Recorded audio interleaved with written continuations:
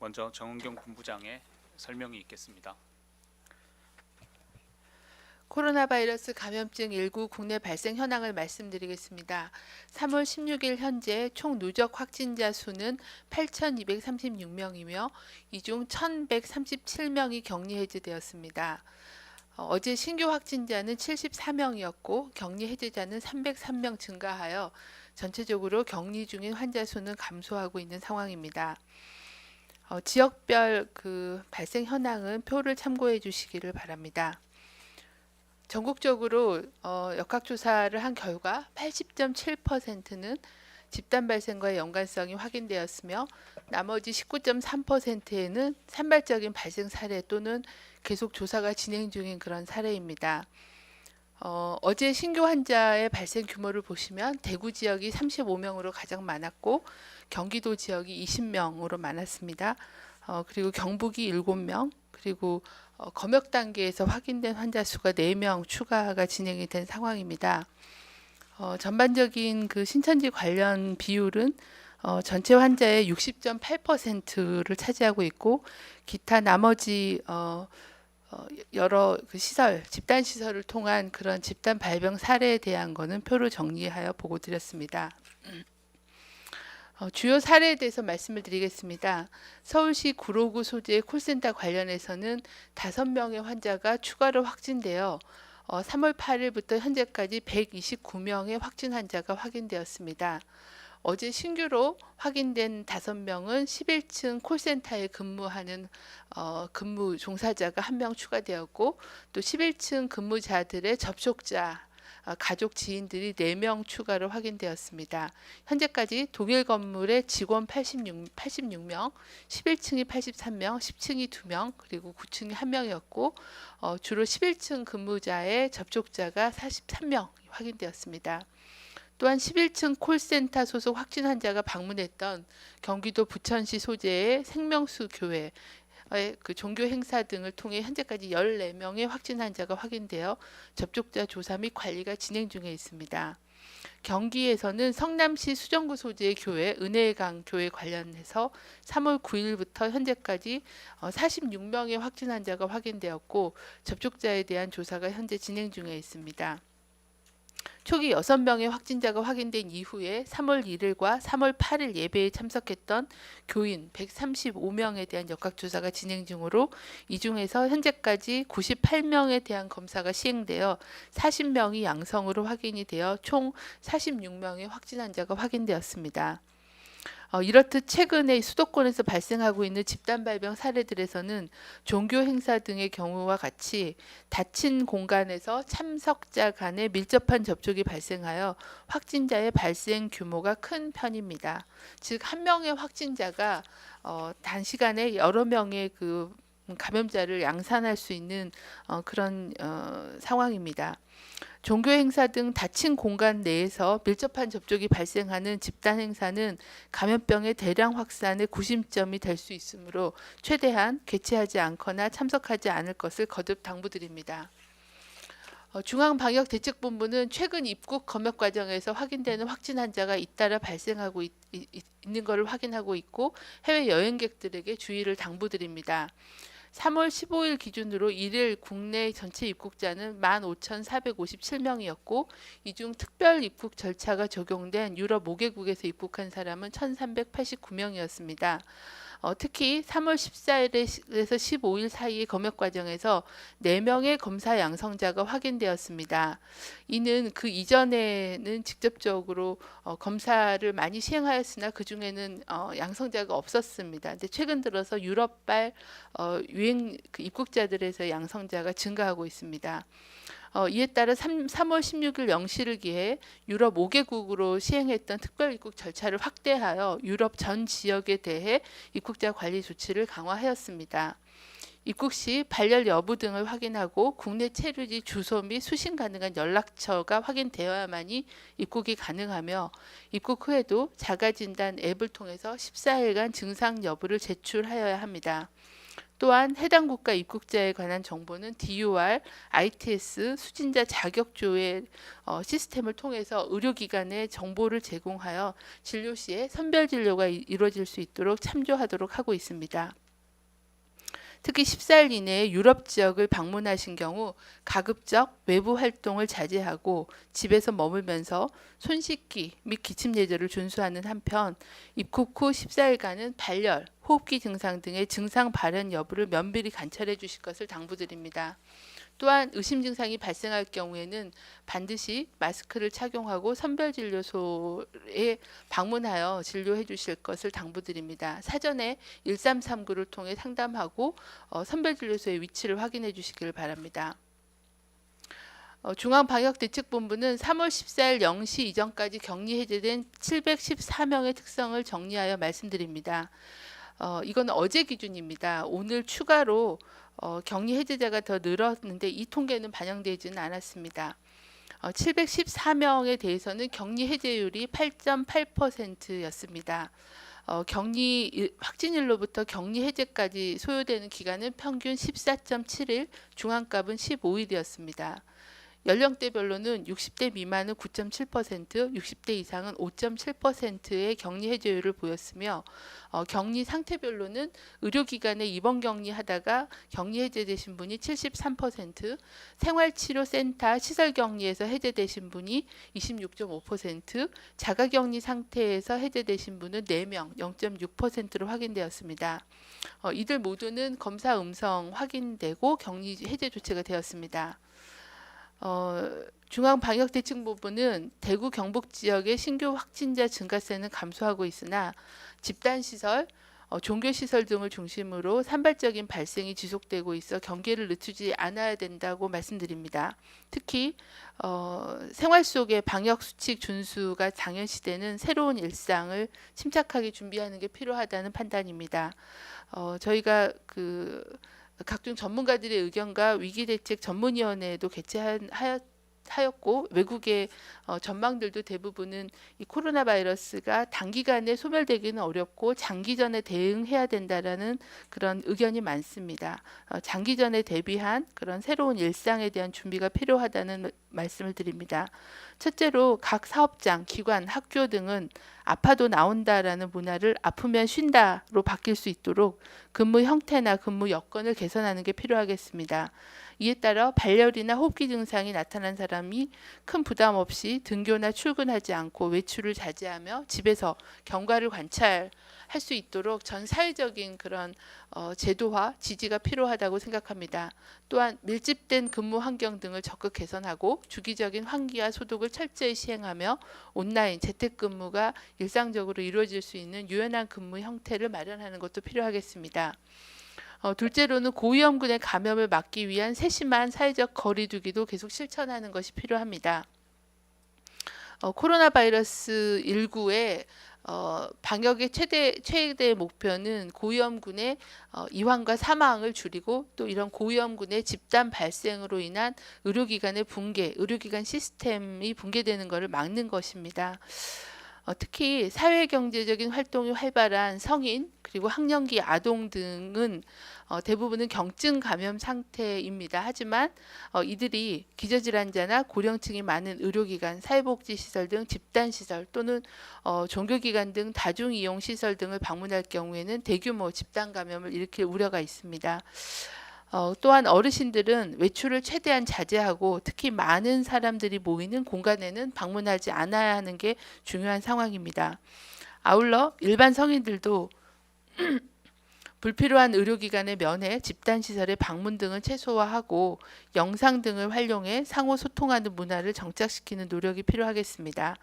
셋째로 계속 강조드리는 바와 같이 흐르는 물에 비누로 꼼꼼하게 손 씻기, 기침할 때는 옷소매로 입과 코를 가리기, 또한 생활 및 업무 공간에서 자주 노출되는 가구 등의 표면을 깨끗이 닦기 등을 실천해 주실 것을 당부드립니다. 또한 많은 사람들이 모이는 사업장, 다중이용시설들은 항상 비누, 손소독제들을 비치하고 손위생을 강조하는 홍보 포스터 부착 등 언제 어디서나 손위생을 실천할 수 있는 그런 환경 조성도 당부드립니다. 코로나19 증상으로 의료기관 방문 전에는 반드시 콜센터, 보건소를 문의하시고 선별진료소를 우선 방문하여 진료 받으실 것을 공고드립니다. 뒷부분은 통계에 대한 부분입니다.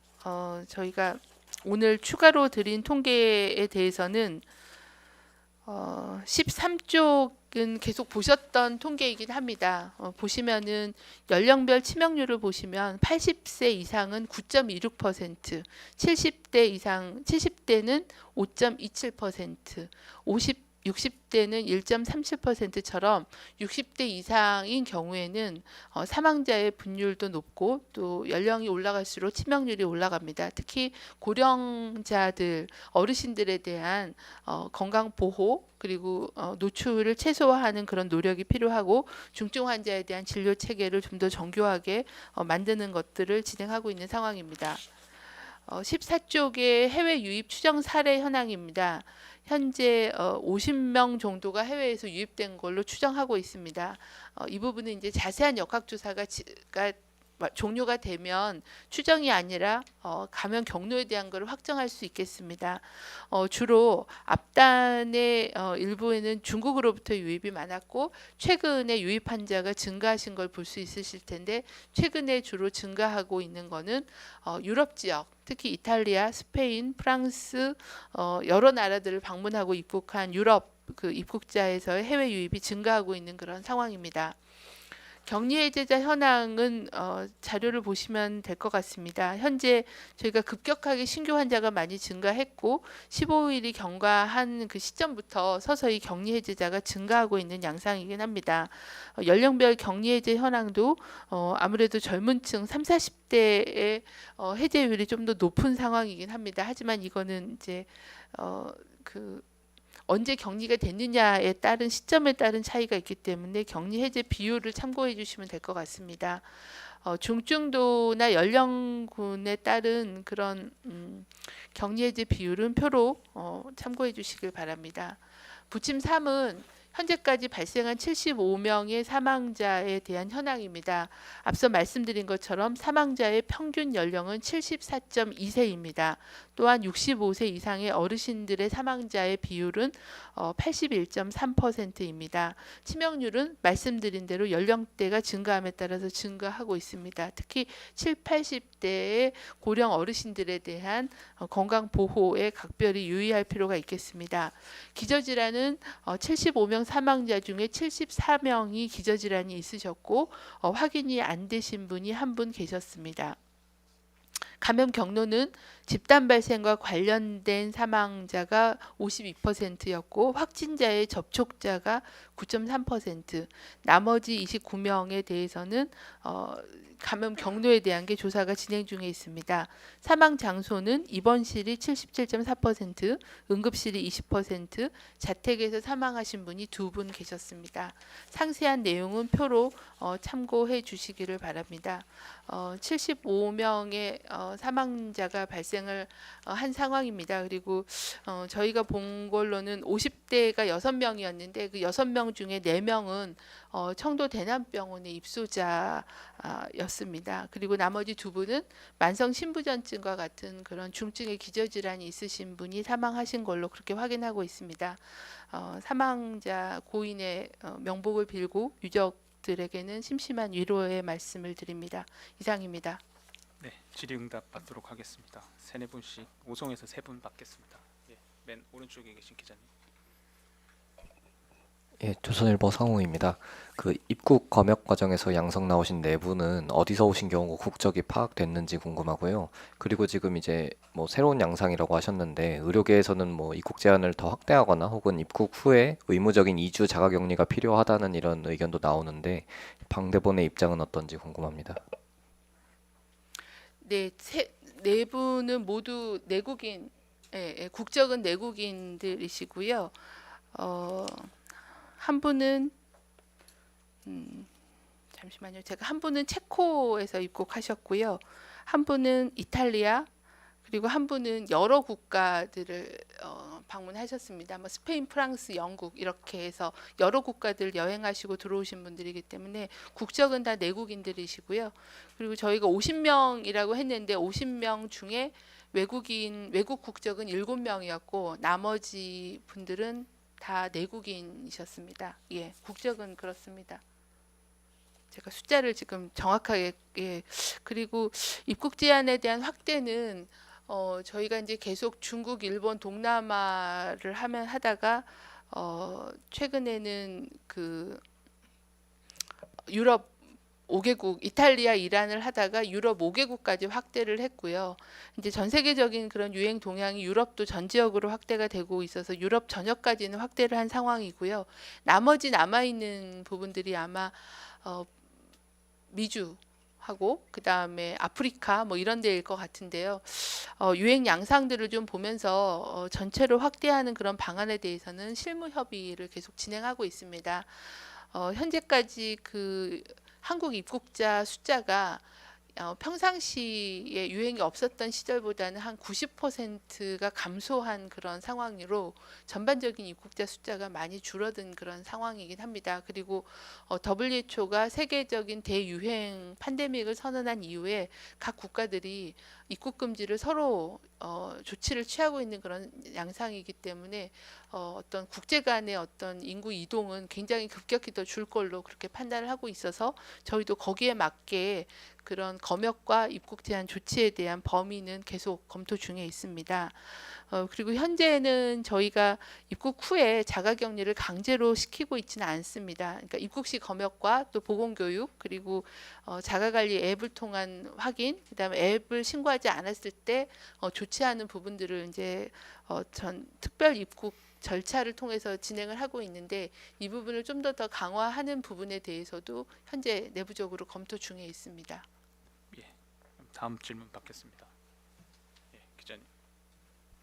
고생 많으십니다. 대동의 김인환입니다. 그 현재 국내에서 사용하고 있는 리얼타임 RT-PCR 기반에서는 뭐 진단 시약과 진단 키트 관련해서는 의심의 여지 없이 신뢰성이 있다라는 뭐 국내 평가가 다수인데요. 다만 최근 미국 하원에서 이제 뭐 아시겠지만 진단 키트 그 면역 글로불린 항체 관련해서 좀 말씀을 하셨잖아요. 그래서 이게 지금 맞는 건지 어떤 부분인지 일단 좀 한번 확인을 좀 부탁드리고, 그리고 이거 관련해서 국내 기업에서 항체 진단이라든지 신속 진단 키트 개발해서 지금 긴급 사용 승인 낸 기업이 굉장히 많은 걸로 알고 있는데 그거 어떻게 진행되고 있는지, 지난번에 질본 감염병 진단 관리과에서 뭐 2주에 3건씩 임상 시험 진행하고 있다고 했는데 그보다 지금 진전된 부분이 있는지 말씀 좀 부탁드리겠습니다. 과장님이 좀 전문적인 영역에서 저희 진단관리과장이 오늘 배석했습니다. 설명드리도록 하겠습니다. 이상원 진단검사관리 총괄팀장입니다.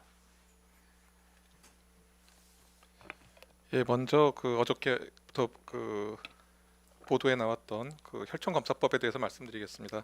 어저께 보도해드린 바와 같이 국내에서는 그 혈청검사법을 그 확진검사법으로 사용하고 있지 않습니다. 그리고 어저께 논란이 됐던 내용들은 미국에서 한국에서 사용하고 있지 않은 확진검사법에 대해서 어떤 오해가 있었던 것으로 좀 판단을 하고 있습니다. 따라서 이제 그 어제 미국에서의 그 논쟁은 한국의 현재 상황과는 아무런 관련이 없음을 거듭 말씀드립니다. 그리고 그 신속 진단법의 그 긴급 사용 승인에 관해서 말씀드리겠습니다. 현재 그 실시간 핵산 증폭법 즉 리얼타임 PCR 외에 다른 검사법은 긴급 사용 승인 대상이 검토 대상이 아닙니다. 따라서 긴급 사용 승인으로 아직 신청된 것이 없습니다. 다만 이쪽에 대해서는 과학적인 연구를 통해서 좀 더 개발을 하는 것으로 그렇게 알고 있습니다. 제가 좀 보충 설명드리면 긴급 사용 승인이라는 건 감염병 대유행에 신속하게 대응하기 위해서 기존의 허가 절차를 단축한 그런 그 유행에 대한 통제 목적으로 시급하게 진행되는 그런 특별한 절차이고, 나머지 혈청 검사나 신속 진단법 같은 거는 기존의 허가 트랙으로 계속 지속적으로 식약처가 접수를 받아서 검토를 하는 걸로 그렇게 판단하고 있습니다.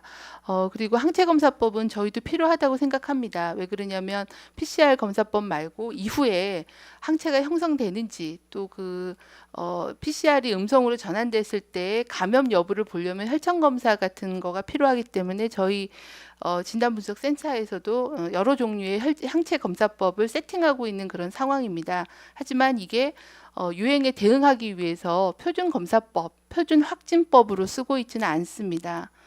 그런 이유는 더 정확한 그런 그 바이러스를 확인하는 그런 PCR법을 일단은 WHO도 그렇고 세계 각국이 표준 검사법으로 쓰고 있다라는 말씀이고요. 그리고 또 이 코로나 바이러스의 특징이 아주 초기에 전염력이 있고 초기에 아주 비특이적인 증상이 있고 그때 저희가 검사를 하려고 하면 상기도에 있는 바이러스를 찾는 그런 상기도를 대상으로 하는 그런 유전자 진단법이 이제 가장 신속하고 빠르게 또 정확하게 진단을 할 수 있기 때문에 이제 그 검사법을 확진 표준 검사법으로 사용하고 있다라는 설명을 드리고요. 항체 검사법이라는 거는 항체가 바이러스가 몸에 들어와서 항체가 형성되기까지는 시간이 걸립니다. 그렇기 때문에 초기에 감염을 진단하기에는 또 적절하지 않는 그런 신속 대응에서는 한계가 있지만 필요한 검사기는 합니다. 그래서 그런 측면을 고려했다라는 보충 설명을 드리겠습니다. 예, 마지막으로 한 분 더 질문 받겠습니다. 예, 그럼 JTBC 기자님. 네, JTBC 배양진입니다. 오늘 기준으로 중증 위중 환자 현황 한번 업데이트 부탁드리고요. 그리고 오전에도 잠깐 질문 중대본에 드렸었는데 일부 환자분들 중에서는 증상이 회복되신 상태에서 중증 환자 치료하는 병상에 입원을 있는데 이분들이 이제 퇴원을 좀 거부하는 상황들이 있다고 하는데 혹시 방역대책본부에서 현황 같은 것들 파악하신 게 있는지 하고요. 이럴 때 방역대책본부 차원에서 취할 수 있는 조치 같은 것들이 있는지 말씀 좀 부탁드리겠습니다. 네, 저희가 중증 환자분하고 또 위중한 환자분들에 대한 치료 병상이나 의료진은 굉장히 집중 관리가 필요합니다. 왜 그러냐면 또 그런 집중 치료가 필요하신 환자분들이 우선 치료를 받기 위해서 병상에 대한 그런 조정은 필요한 상황이고 어느 정도 위중하거나 중증 상황에서 회복되신 분들은 의료적인 치료에 적절한 전담 병원으로 환자를 전원시켜서 치료를 이어갈 수 있게 또는 격리해제 될 때까지 치료를 받을 수 있게 하는 그런 전원 체계는 계속 구축하고 있고 그 부분에 대해서는 국립중앙의료원의 전원조정센터와 또 격리병원이 관리를 하면서 최대한 중증 위중 환자분들이 적절한 시설 병상에서 치료받을 수 있게끔 계속 조정하고 있다라는 말씀드립니다. 그 부분은 이제 최대한의 설득과 또 퇴원 절차 관리를 통해서 해나가는 게 필요하고 또 그런 중증이었다가 회복되신 분이 갈 수 있는 그런 또 전담 병원들을 또 만들어서 그런 전원 체계는 계속 조정하고 있는 상황입니다. 중증 위중 환자 현황에 대해서는 저희 담당 팀장님께서 말씀 좀 해주십시오. 네, 곽진 환자관리팀장입니다. 예, 오늘 입원하고 계시는 환자분들의 중증도 현황입니다. 총 89분이 중증 단계 이상으로 확인되고 있고요. 그 중엔 중증 단계이신 분이 30분, 그리고 위중 단계로 분류되신 분이 59분, 총 89분이 되겠습니다. 그리고 아까 앞서 답변됐던 현황 중에 한 가지만 추가로 설명드리겠습니다. 오늘 현재까지 해외 유입 사례로 분류되신 분 50분들 중에 내국인이 42명, 외국인이 8명으로 확인되고 있습니다. 네, 외국인이 8명이시고 중국 국적이 6명, 프랑스 국적이 1명, 폴란드 국적이 1명 그렇게 확인되고 있습니다. 예. 제가 아까 7명이라고 잘못 말씀드린 거는 정정하겠습니다. 예, 세종기자실의 헤럴드 경제 유시스 한국일보 기자님 짧게 2개 이내로 부탁드리겠습니다. 네, 헤럴드 경제 정경수입니다. 저 크게 2가지 여쭙고자 했습니다. 저 하나는 최근에 계속 바이러스가 변형됐다는 정보가 계속 도는데요. 어떤 글에서는 우리나라 바이러스는 S형인데 유럽에서 번지는 건 감염이 4배나 빠른 악성이라서 절대 감기면 걸리면 안 된다 이런 얘기도 있고 또 다른 건 뭐 폐 손상이 바이러스 변형 때문에 폐 손상이 더 심각해지고 중증호흡기 질환까지 바뀌는 추세다 이런 얘기도 한 글이 있는데요. 그 본부장님께서는 저번에 브리핑 때는 폐 손상 관련해서는 장기적으로 합병증이나 후유증은 어떻게 되는지 연구가 필요하다 말씀 주셨었는데 혹시 그 관련해서 혹시 또 진위 여부나 이런 거 말씀해 주실 게 있는지 여쭙고자 했습니다. 그리고 두 번째는 그 일본에서는 자꾸 우리나라 드라이브 스루 검사에 대해서 좀 부정확하고 도입 계획이 없다, 의사가 진단하지 않는 뭐 검사는 부정확하다 이렇게 얘기를 하는데 그거 관련해서 좀 미국이나 이런 데에서 바라보는 시각은 좀 다른 것 같은데요. 여기에 대해서 추가적으로 좀 말씀 주실 게 있으면 주시면 감사하겠습니다. 네, 그 바이러스 변이에 대해서는 저희 진단관리 팀장님이 좀 설명해 주시길 바라고요.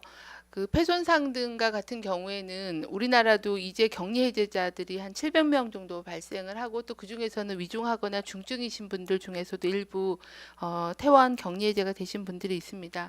아마 이분들의 임상적인 추적 관찰 또는 뭐 CT라거나 폐기능이라거나 임상적인 증상들에 대한 추적 그 조사를 해야 어느 정도의 합병증, 후유증이 남는지에 대한 것들은 좀 더 말씀을 드릴 수 있을 것 같고 이거는 아마 국립중앙의료원의 중앙임상위원회에서 좀 말씀드릴 수 있을 것 같습니다. 정보들이 좀 더 수집되고 분석되면은 제가 거기는 그 부분에 대해서는 말씀드리기는 좀 어렵고 이제 다만 중앙임상위원회에서 말씀하셨던 거는 환자들의 주관적인 증상보다 CT상에 보여주는 폐렴의 소견이 훨씬 위중했다라는 그런 증상과 그 폐렴 소견의 그런 차이가 상당히 있었다라는 특징 정도를 말씀하신 걸로 그렇게 기억하고 있습니다. 검체 채취에 대해서는 저희도 무분별하게 무증상자나 많은 그런 본인이 희망해서 검사를 하는 것은 바람직하지 않다라고 생각합니다. 의사의 진단과 또 역학적인 특성으로 노출된 그런 접촉자라거나 하는 그런 특정한 그런 위험 요인이 분명히 있는 사람들에 대한 검사를 하는 원칙은 동일합니다. 그래서 그 부분에서 이렇게 무분별하게 검사를 하는 그런 거는 아니다라는 말씀을 드리겠고요.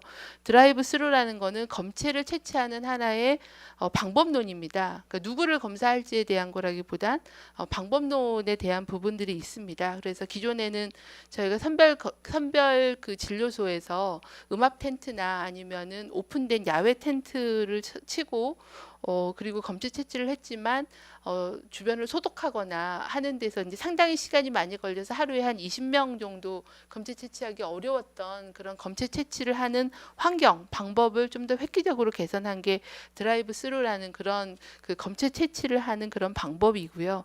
검체 검사를 하는 대상에 대해서는 저희도 좀 더 엄격하게 관리하고 또 위험성이 높고 또 가능성이 있는 그런 사람들이 우선적으로 검사를 받도록 그 기준에 대한 것을 관리하는 것은 필요하다라고 판단하고 있습니다. 그 부분은 이제 계속 관리를 강화하고 있는 상황입니다. 바이러스 변이에 대해서는 설명드리도록 하겠습니다.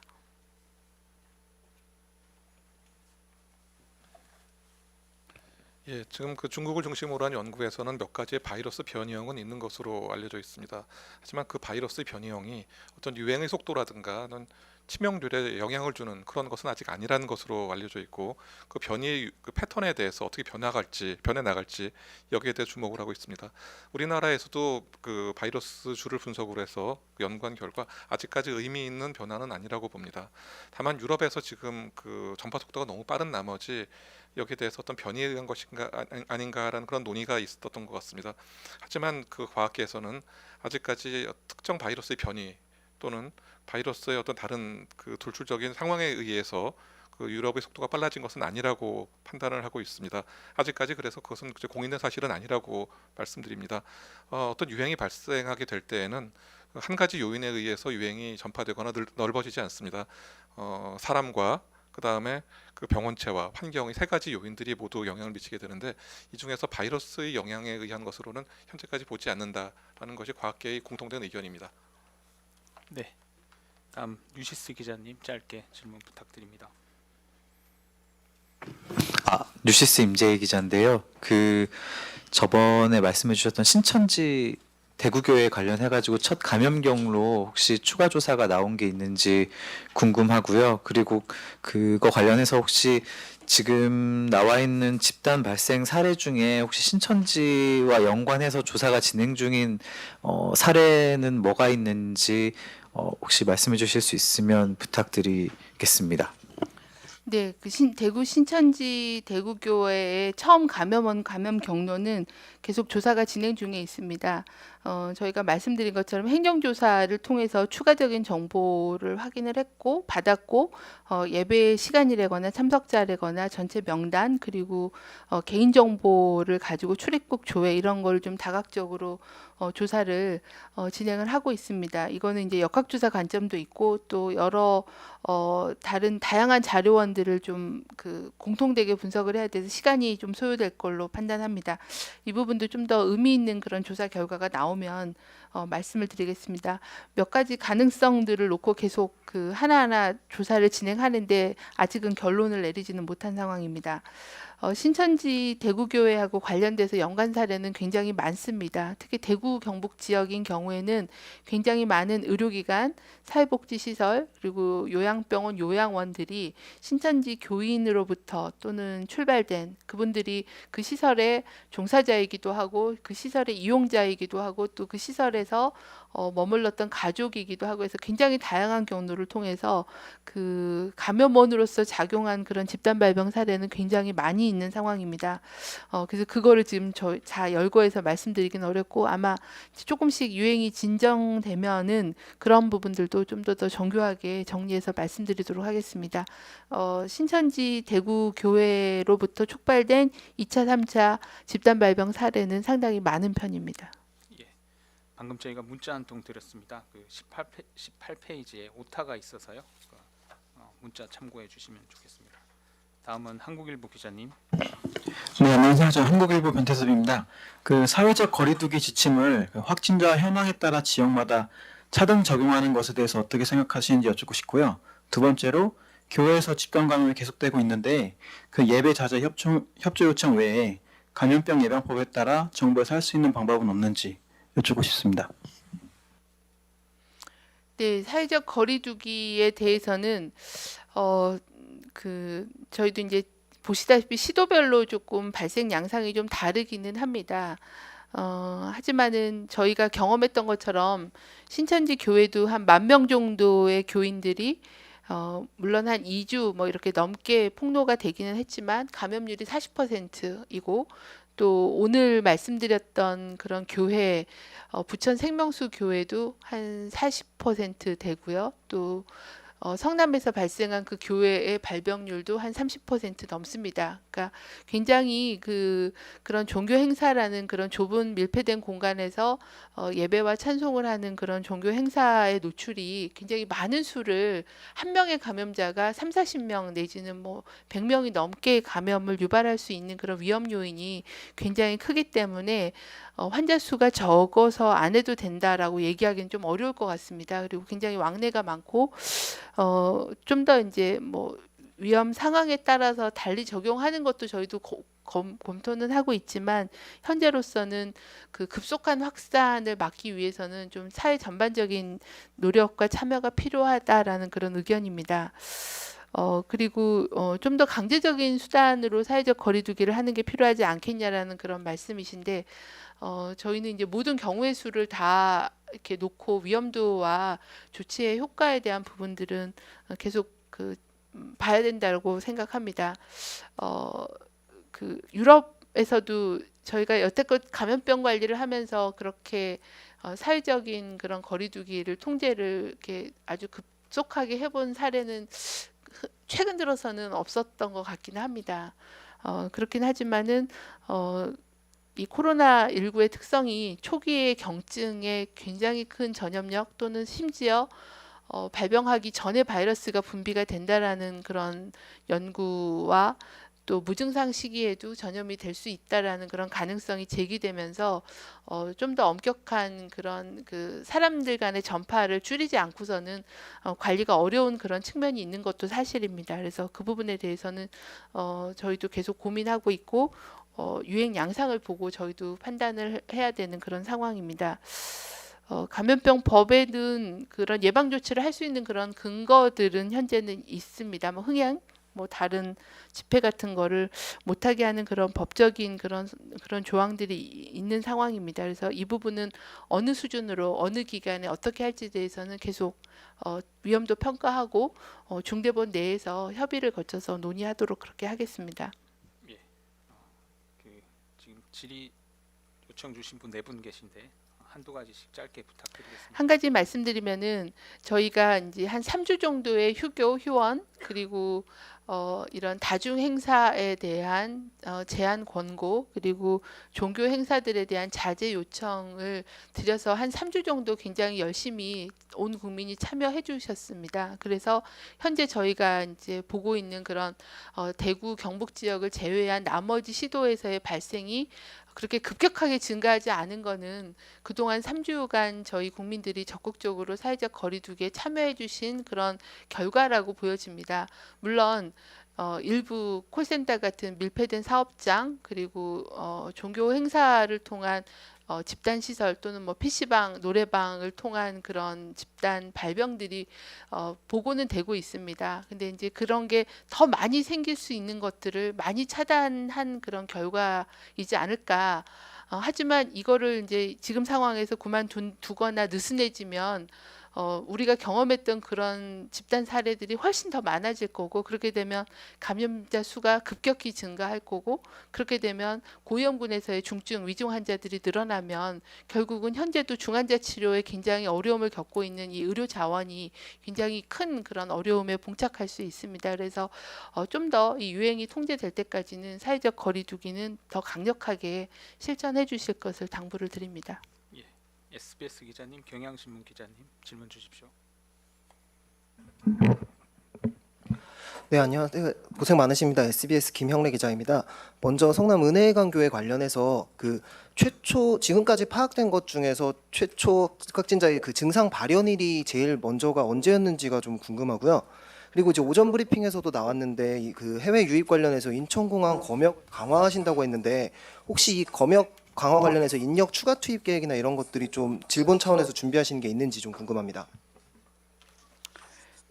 네, 그 인천공항 그 입국 검역 강화를 하려면 인력이 어느 정도 좀 더 추가 투입이 필요합니다. 근데 아까 말씀드린 것처럼 입국자 숫자가 그 평상시에 한 80% 이상 감소를 한 상황이기 때문에 현재 투입된 그 추가 인력도 상당히 군 의료 인력이나 다른 공항공사 인력들이 지금 많이 투입돼서 진행을 하고 있고 그 인력을 저희가 분석을 해서 좀 더 추가적인 인력 소요는 필요하다고 보고 있고 부처 간의 의견 조율을 하고 있는 그런 상황입니다.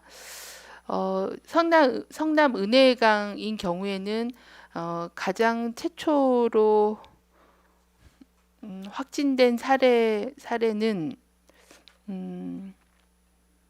지금 확진일만 제가 가지고 있고 그 첫 번째 확진자가 3월 5일 날 확진된 걸로 확인하고 있는데요.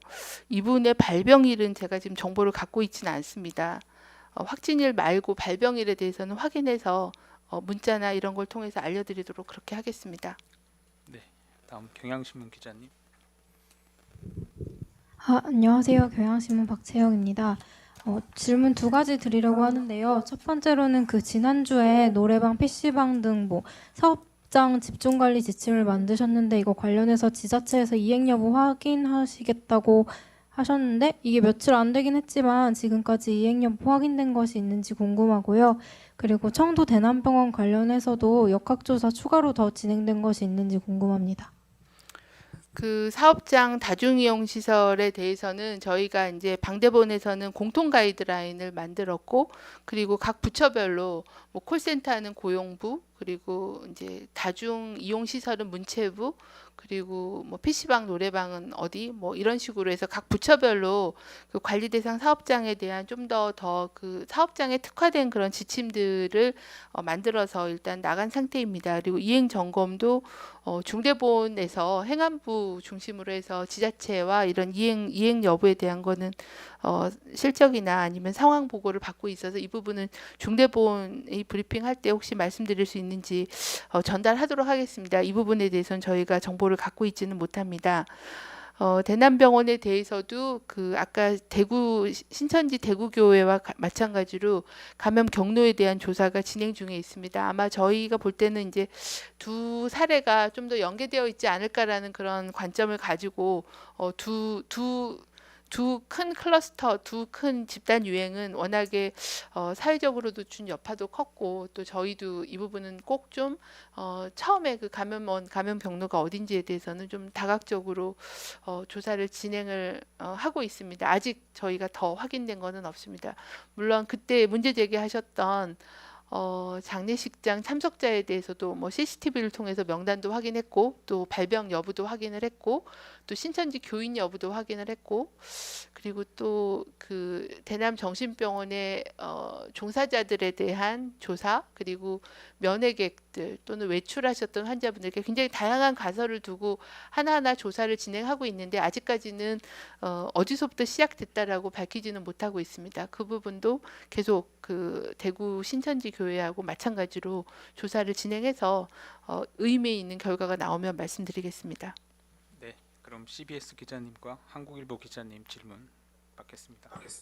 네, CBS 황영찬입니다. 그 은혜로강 교회 관련해서 확진자 대부분이 무증상 상태에서 확진됐다고 하는데 이유가 좀 궁금하고요. 또 만약에 이렇게 밀폐되고 밀집된 공간이라면 소수의 무증상 확진자로 인한 시설 내 전파 가능성도 있다고 봐야 되는지 설명 부탁드리고요. 또 특별입국 절차 확대 관련해서 입국자 중에 의심 증세 나타난 유증상자들 검사 결과 나올 때까지 어떻게 대기하는지 궁금하고 과거에 해외 유입 확진자의 경우는 모두 국가지정 입원 치료 병상으로 보내셨었는데 지금은 어떻게 하시는지도 궁금하고요. 또 이렇게 감시 대상 증가로 인한 병상 확보 필요성에 대해서도 설명 부탁드리겠습니다. 네, 그 무증상 우리나라가 다른 나라보다 무증상 감염자 비율이 좀 높습니다. 이제 그 이유는 아마 접촉자 시기에 굉장히 조기부터 접촉자 검진을 하면서 무증상 상태에서 진단을 하는 부분들이 많아서이기도 합니다. 그런데 저희가 계속 유의하게 보고 있는 거는 진단 당시에 무증상이 끝까지 무증상인지는 좀 보고 있습니다. 무슨 얘기냐면 저희가 진단했을 때는 증상이 없었지만 격리 관리하는 중에 증상이 생기는 경우들이 굉장히 많습니다. 그래서 이렇게 초기에 진단한 부분 때문에 무증상이 상당히 많고 하지만 그 중에 한 20% 정도는 끝까지 태어날 때까지도 무증상인 경우들이 있어서 우리나라가 아마 다른 나라보다 무증상 비율이 상당히 높은 건 검사를 많이 한 요인이 분명히 있고 또 이거는 질병의 어떤 역학적인 특성을 이해하는 데 큰 도움이 될 거라고 생각합니다.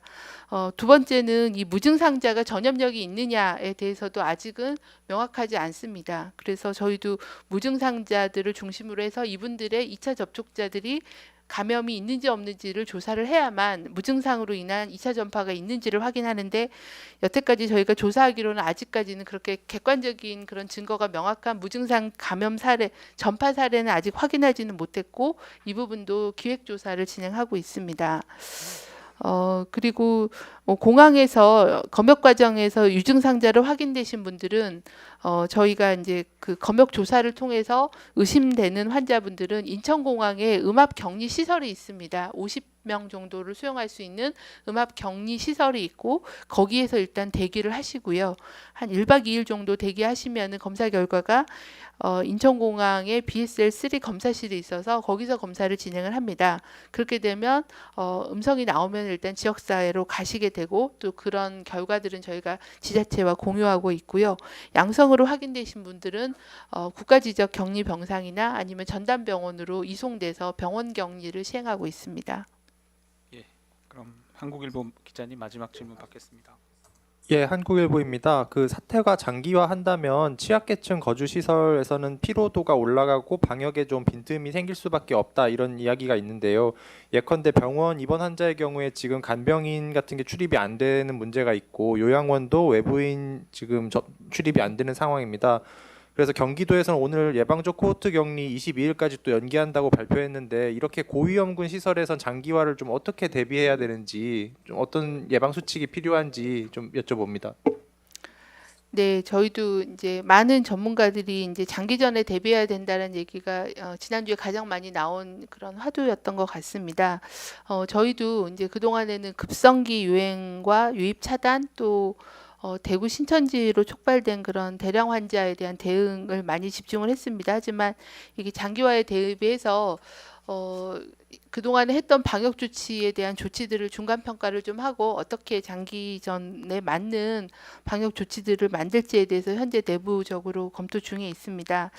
의료기관도 마찬가지고 또 이런 요양시설도 이런 지금 한 1, 2주 정도는 이제 큰 지역사회 전파를 차단하는 데 집중적인 사회적 격리를 하고 있지만 이거를 뭐 몇 달 유지하기는 쉽지는 않을 거라고 보고 있어서 저희가 생활방역이라는 그런 생활 속에서의 실천이라는 거를 강조드린 이유가 좀 더 수용 가능하고 장기 지속 가능한 그런 적절한 그런 사회적 거리두기와 또 감염 차단 방법이 뭘지에 대해서도 좀 더 정교한 그런 지침 매뉴얼들을 만드는 게 필요하다라는 전문가 그 위기대책 전문위원회에서 가장 많이 지적된 내용들이 그런 내용이었습니다.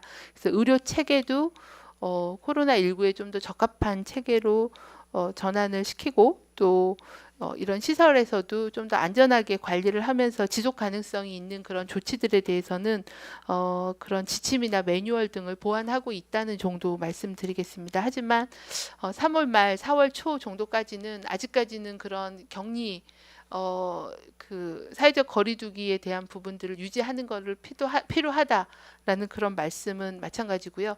이거는 학교도 마찬가지일 겁니다. 학교 학원도 저희가 뭐 계속 그렇게 휴교를 유지를 더 지속하기는 쉽지 않기 때문에 개교했을 때 어떻게 학교 단위로 안전 관리를 할 수 있을지에 대한 좀 더 정교한 실행 전략 매뉴얼 준비를 3월 말까지는 지속해야 된다라고 생각하고 있습니다. 예, 질의응답 이상 마치도록 하겠습니다. 본부장 마무리 발언 듣고 정리하겠습니다. 네, 오늘 계속 말씀드린 것처럼 그동안에 저희가 대구 경북의 환자 수가 감소해서 급격하게 환자가 감소가 됐고 또 대구 경북 지역에서의 격리 해제자가 증가한 그런 양상을 보입니다. 하지만 그 신천지 교회로부터 촉발된 그런 집단 유행을 제거하면 지역사회 감염에 대한 숫자가 증가하고 있고 또 앞서서 보여드린 것처럼 콜센터나 아니면은 여러 교회들을 통한 집단 발병 또는 PC방 이런 데를 통한 그런 확산 소규모 집단 발생이 보고되고 있습니다.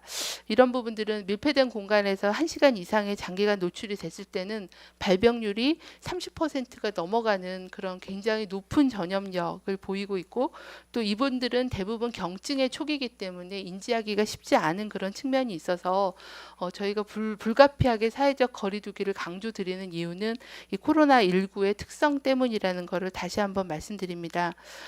그동안에 이제 휴교나 휴원 그리고 각종 종교 행사를 포함한 다중 행사들을 중단하고 자제하면서 급격한 증가, 이탈리아와 같은 급격한 증가를 차단하는 데는 일정 정도 국민들의 참여와 노력의 성과가 있었다고 생각합니다.